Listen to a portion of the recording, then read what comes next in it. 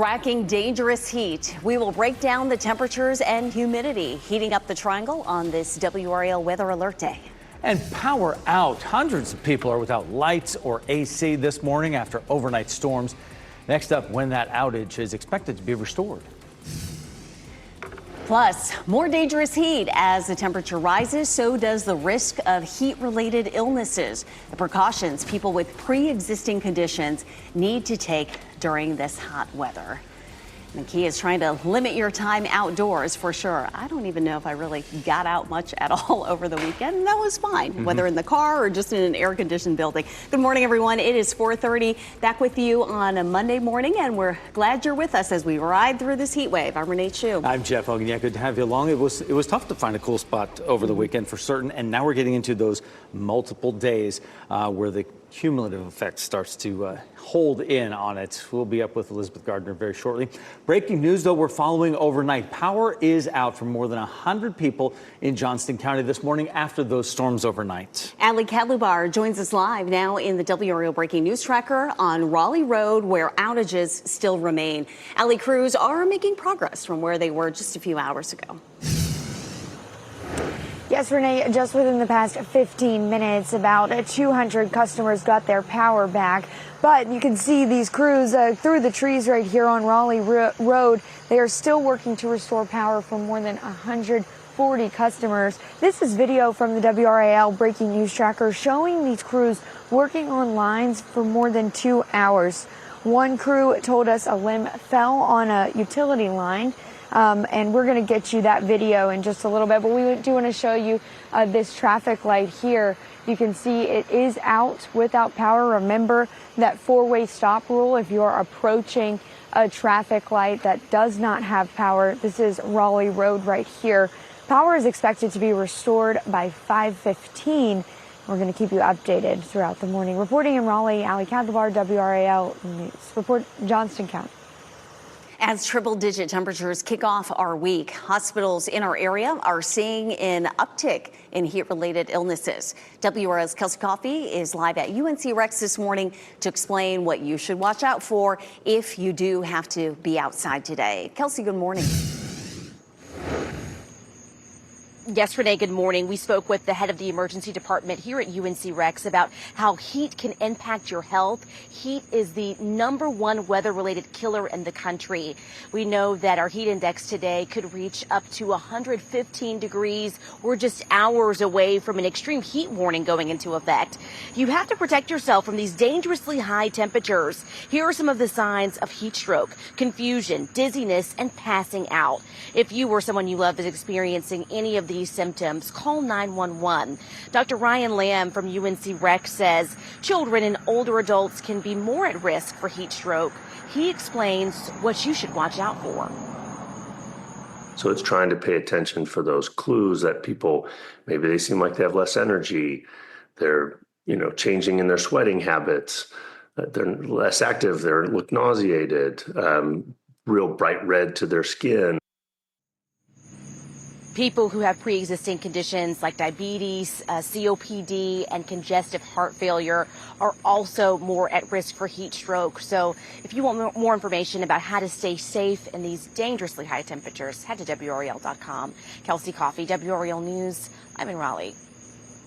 You can track the rising temperatures with the newly redesigned WRAL Weather app. It is free to download from your phone's app store. Make sure to turn on push notifications so you can get important weather alerts sent right to your home screen. All eyes are on former North Carolina Governor Roy Cooper. As early as today, the Democrat is expected to officially announce his bid for the U.S. Senate. Cooper strongly hinted at the announcement on Saturday during a Democratic fundraising dinner. He took swipes at Washington Republicans and elements of President Trump's agenda. The Republican Party responded by calling Cooper elitist and a career politician. Cooper is expected to run for the seat being vacated by Republican Tom Tillis, who announced back in June that he will not be seeking re-election. A trooper has serious injuries after Highway Patrol says a man intentionally slammed his car into the trooper's SUV during a high-speed chase. This happened Friday night in Davie County. Highway Patrol says 26-year-old Luis Almanza led troopers on a chase on I-40 that topped out at speeds of 140 miles per hour. Highway Patrol says Almanza swerved and slammed into a trooper's SUV that was parked in the median. That SUV flipped over. North Carolina Sheriff's Police Alliance identified the trooper as Houston Holcomb. Almanza faces multiple felony charges. A Sampson County grocery store is cleaning up after an SUV crashed into it. This happened yesterday on Sunset Avenue in Clinton. Video from the WRAL breaking news tracker shows the shattered front of Carly C's grocery. An employee told us the driver was hurt. We don't know how badly. No one in the store was hurt. Some state parks across our area are set to reopen this week after facing significant storm damage from Chantal. Director of NC State Parks Brian Strong says some trails and boat ramps are slowly reopening as debris is cleared. But other parks are closed and could remain closed for a while because of the widespread damage. For information about which parks are back open and which remain closed, head to WRAL.com and search Chantal Parks. A man is on the run after 2 people were found dead along a walking trail at an Arkansas state park. Now, this happened Saturday afternoon, and authorities say a married couple was hiking in a remote area of Devil's Den State Park with their 2 young daughters. There's no word yet on the manner and cause of death. The 2 daughters were found unharmed and safe in the care of relatives. Police believe the killer is a man with a medium build, and detectives hope cell phone and security video can help them crack this case. Humanitarian airdrops have resumed in Gaza. Israel has declared a daily 10-hour pause in fighting in parts of Gaza to facilitate safe delivery of aid. Yesterday, the UAE and Jordan dropped about 25 tons of food and relief supplies in western Gaza. Israel is also creating secure routes for aid convoys to deliver food and medicine. The U.S. has reportedly signed an agreement with Qatar outlining the terms of the Boeing jet it's giving to the Pentagon. Defense Secretary Pete Hegseth and his Qatari counterpart signed the agreement, according to a copy of the Memorandum of Understanding. The agreement says the plane is an unconditional donation and that the U.S. will not be paying for it. The plane is expected to be used by President Donald Trump as Air Force One once it is upgraded. This morning, we're getting a look at a business that was hit during a string of break-ins. The thief was inside for just seconds, but the break-in caused hundreds of dollars in damage, and the thief made off with thousands of dollars in equipment.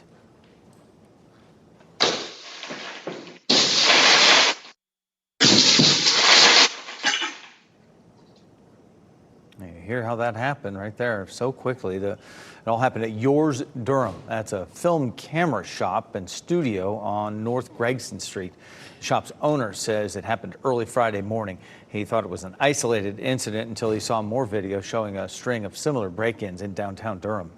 Seems like this is not a sophisticated job. It's someone who needs help. So with all of this, I'm confident that they'll end up catching this person. Durham police haven't confirmed if this incident is connected to recent break-ins at Luella Wine, Beer and Beverage and the Durham Beer Garden. So far, no arrests have been made. This year's GalaxyCon has come to an end after a successful 4-day run. Despite the 100-degree temperatures on Fayetteville Street, plenty of sci-fi and fantasy fans enjoyed the brand new Street Fest. We saw them shopping for souvenirs, getting food, and finding ways to stay cool. Water bottle with me in this bag. It's a insulated water bottle. I like that they have a lot of food trucks and a lot of options for drinks, food, anything like that. Just taking a lot of breaks, drinking like water, Gatorade, and going inside sometimes. Using this, drinking some cool drinks, staying in the shade when I can. WRAL is a proud media partner of this popular downtown Raleigh event. Coming up at 20 minutes before 5 right now, dangerous road. A teen is dead. 2 others are hurt after a Wake County crash. The warning to drivers from people who live nearby. And a new deal. The U.S. and the European Union have reached a trade agreement. How it will affect the implementation of new tariffs. And we'll give you this live look right now in Lewisburg. Good morning to you. It's a WRAL weather alert day, another day of intense heat. When temperatures will be the hottest and when things may cool down this week. Still ahead.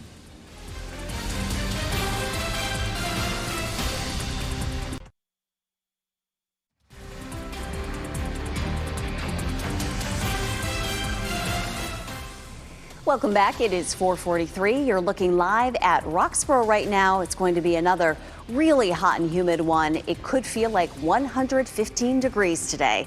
So please be careful and limit your time outdoors. Stay hydrated. You're watching WRAL News, available on Hulu and the WRAL app on your TV or streaming device. Lawmakers in Raleigh are bracing for a veto showdown. Both the State House and Senate will be back in session today. Republicans in both chambers are looking to override at least some of Governor Josh Stein's vetoes. Stein has voted 14 bills while in office. Those bills include efforts by Republicans to loosen gun laws, ban DEI in schools and state agencies, and require city, county, and state government officials to cooperate with federal immigration enforcement efforts. Republicans have a veto-proof majority in the Senate, but will need the support of at least one Democrat in the House to override any of Stein's vetoes. The U.S. and European Union have a new trade deal. The framework for the major deal was announced Sunday in Scotland. Ahead of the meeting, President Donald Trump was threatening a 30% tariff on EU goods if a deal wasn't struck. Jen Sullivan has details on that meeting. The U.S. and European Union have struck a trade deal. President Donald Trump and European Commission President Ursula von der Leyen announcing the deal Sunday in Scotland. I think it's going to be great for both parties. Heading into the negotiations, President Trump criticized the U.S.'s relationship with the EU, saying their current trade agreement was one-sided and unfair to the U.S. We wanted to rebalance the trade relation, and we wanted to do it in a way that trade goes on. Under the new trade deal, the EU has agreed to purchase $750 billion worth of energy from the U.S. and invest an additional $600 billion into the U.S. economy. It's the biggest of all the deals. President Trump had given the EU until August 1st to strike a deal or face 30% tariffs.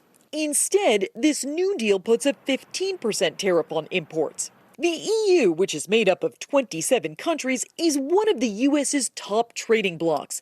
The U.S. imported more than $600 billion worth of products last year from the EU. The two biggest economies should have a good trade flow between us. Since tariffs were first implemented in the spring, inflation has ticked up in the U.S.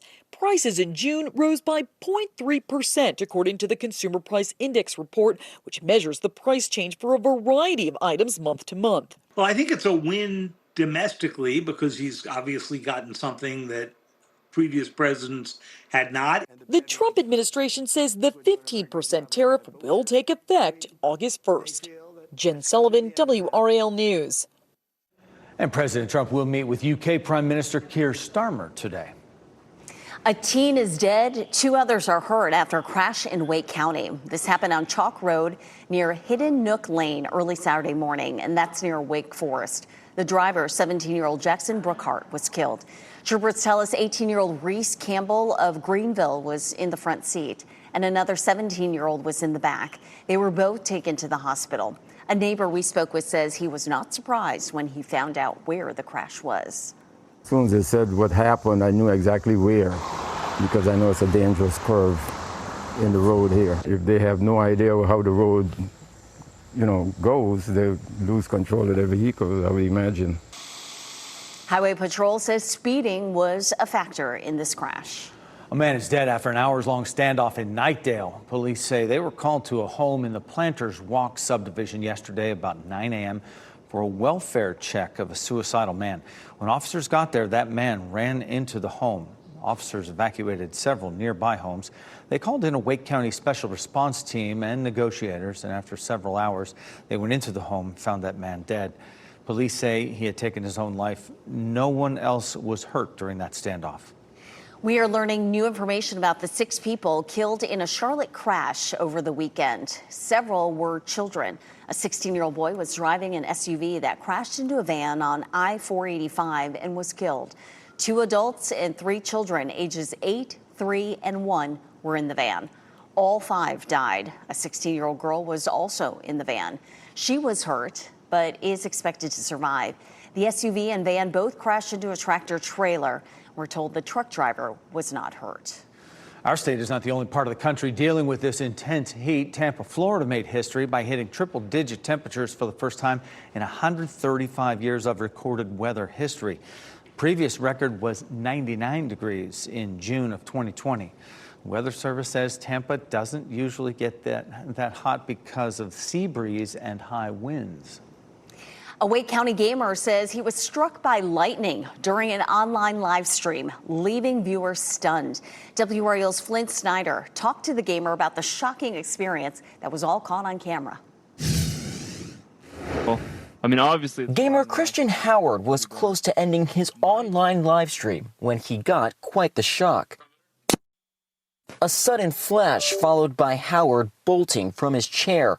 The stream still live. He returns and tells viewers, Bro, I just got struck by lightning. I felt lightning go through my earbuds. The gamer, who goes by the username CrispyMate, says he was wearing earbuds partially made out of metal when lightning struck on July 19th outside his Wake County home. The shock inside caught on camera. When you watch the video back, I mean, what did you think? Yeah, when I watch it back, I'm just very surprised. If you were to take like a gum strip gag toy and just pull it and you get that little zap, I got both the sensations, then all my vision went white, and then I bolted. WRAL meteorologist Amy Wilmoth says lightning can travel through pipes and electrical wires. You don't want to be attached to any kind of device that's attached to a light socket or an electrical socket. Headphones connected to a device that's plugged into a wall, that's certainly a danger in an electrical storm. Ow!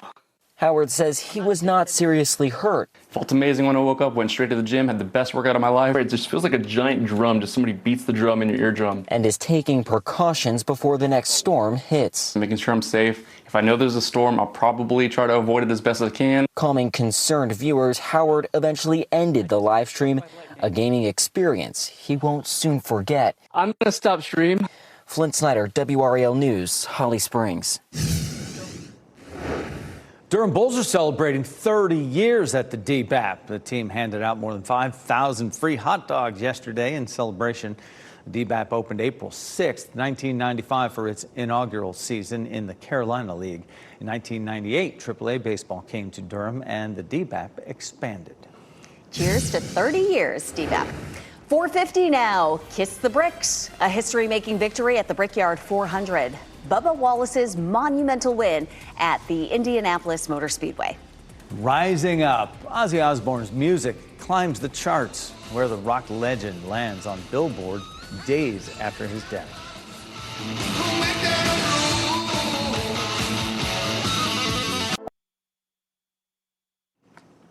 The death of a heavy metal legend is not keeping him off the music charts. David Daniel has that and more in today's Hollywood Minute.